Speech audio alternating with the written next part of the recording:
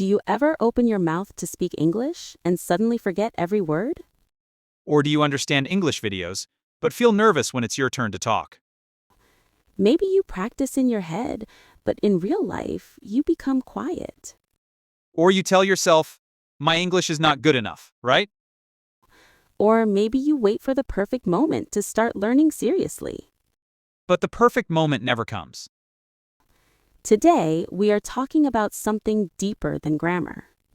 We're talking about fear, motivation, distraction, confidence. And the truth about why many people stop improving. Some people say, people today are lazy. But others argue, No, people are overwhelmed and mentally tired. so today, we will debate this idea in simple and natural English. And while you listen, you will improve your vocabulary Your listening skills and your pronunciation. and your confidence too. This is not just an English lesson. This is a real conversation about real life. So stay with us until the end. Because today's conversation might change how you think about learning English forever. Hello everyone, and welcome back to our channel, Everyday Spoken English. The channel where you learn English in a calm, natural, and easy way. Here, we practice real conversations, real vocabulary. Real pronunciation and real confidence. If you are shy when speaking English, you are in the right place. If you feel embarrassed about mistakes, you are not alone.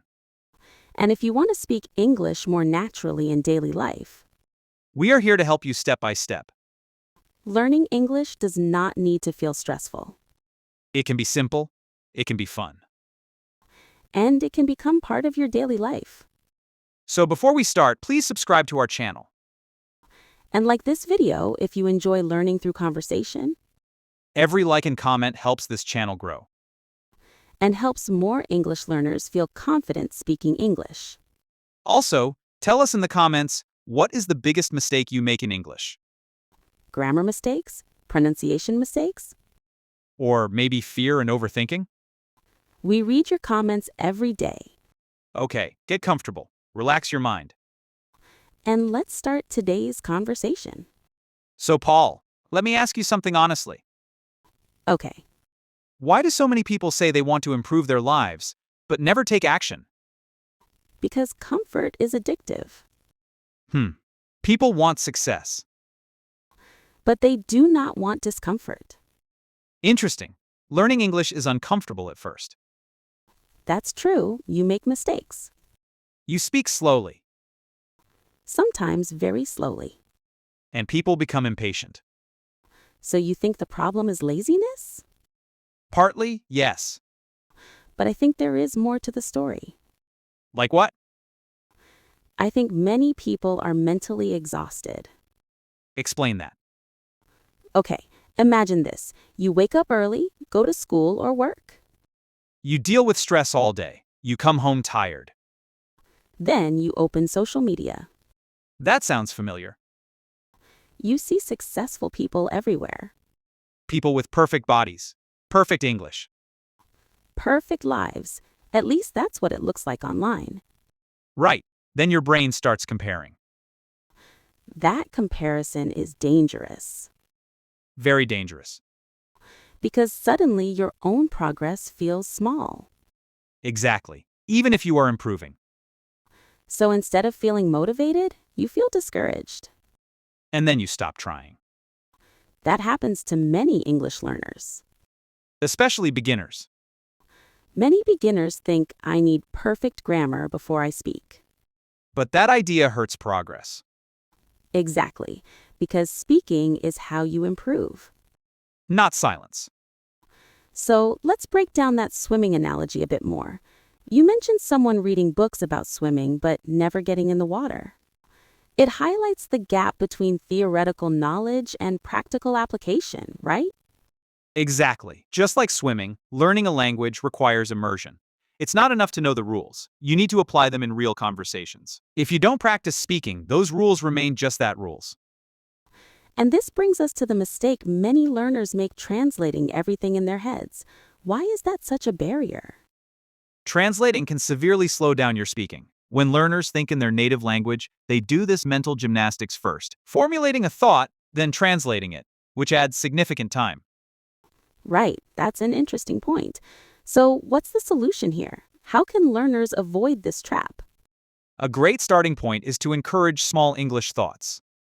Instead of complex sentences, learners should begin with simple statements. For instance, saying, I'm hungry, rather than trying to craft an elaborate explanation. So, it's about building a foundation with these simple phrases. Can you give me a few more examples? Sure, I'm tired, I need water, and it's cold today are excellent starters. These are straightforward, but they equip learners with essential communication tools. Let's pause for a moment and practice these together. Can you guide our listeners? Absolutely. Everyone, repeat after me. I can think in simple English. Again, I can think in simple English. Great. Now let's try I don't need perfect grammar to communicate. It's powerful to reinforce that mindset. Emphasizing effort over perfection can reduce anxiety. What do you think are the main fears learners face when speaking? The fear of judgment looms large. Many worry others will laugh or point out mistakes, which can be paralyzing. That fear can be debilitating, but you mentioned that most people actually respect the effort. Can you elaborate on that? Certainly, speaking another language, even imperfectly, shows courage and willingness to communicate. Most people appreciate the effort, especially if they've been in similar situations. Let's shift gears and look at some practical scenarios. Take that coffee shop role play. Why is it effective for learners? That scenario is relatable and realistic. It demonstrates how simple conversations can occur without needing complex grammar or vocabulary. Exactly. It brings a sense of authenticity to their practice. Now, let's touch on social media. How does it affect language learning? Social media can be a double-edged sword. On one hand, it offers access to language resources, but on the other, it can create distractions that hinder focus. Right, and the quick entertainment factor can lead to a desire for instant results. What's the consequences of that mindset? Learners often become frustrated when they don't achieve fluency quickly. They might give up, thinking they're not making progress. So, it's crucial to emphasize that language learning is a gradual process, much like fitness. What's a good phrase to embody that mindset?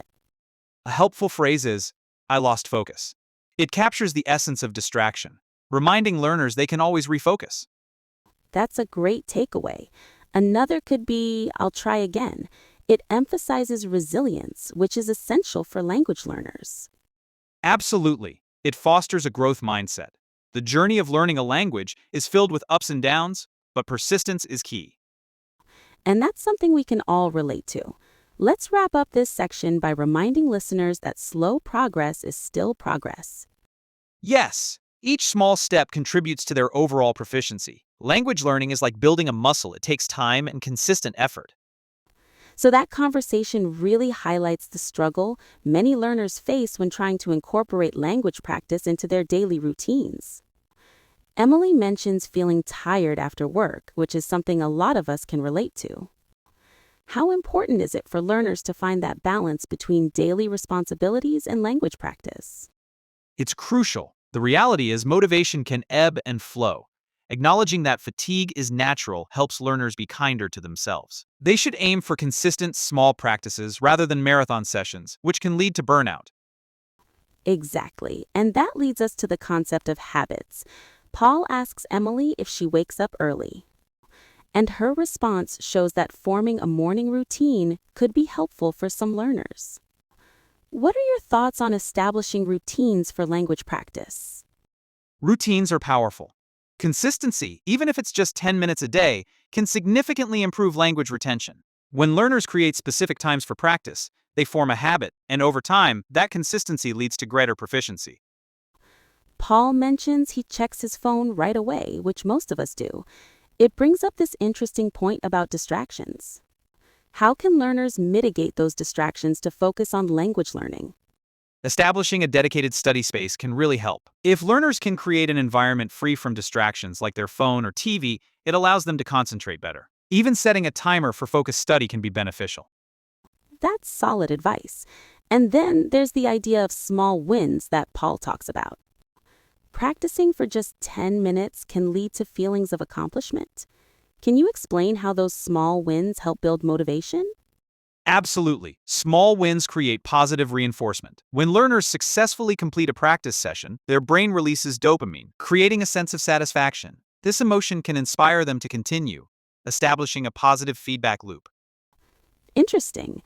Moving on, Emily suggests an interactive challenge for listeners to speak English for 1 minute about their day or plans. How effective are these challenges in promoting speaking skills? Very effective. These challenges encourage learners to produce language actively, which is key to mastering speaking. It also reduces the pressure of perfection, allowing mistakes to be seen as learning opportunities. Right, and that connects to the common mistake of quitting too early that Emily mentions. Many learners give up after just a couple of weeks. What causes that impatience? Impatience often stems from unrealistic expectations. Language learning is a marathon, not a sprint. Taking time to develop proficiency is essential, especially for speaking confidence, which can be particularly challenging. That's a powerful insight. When Emily shares the real-life story about the man learning English at 50, it's inspiring. Can you elaborate on the importance of daily practice in overcoming challenges? Daily practice is foundational. It builds muscle memory and helps overcome the initial discomfort of speaking. The more one practices, the more confident and competent they become, which is exactly what that man experienced. And that brings us to the speaking practice segment where they encourage affirmations. Why are affirmations like "I will not give up" beneficial to learners? Affirmations serve as positive self-talk.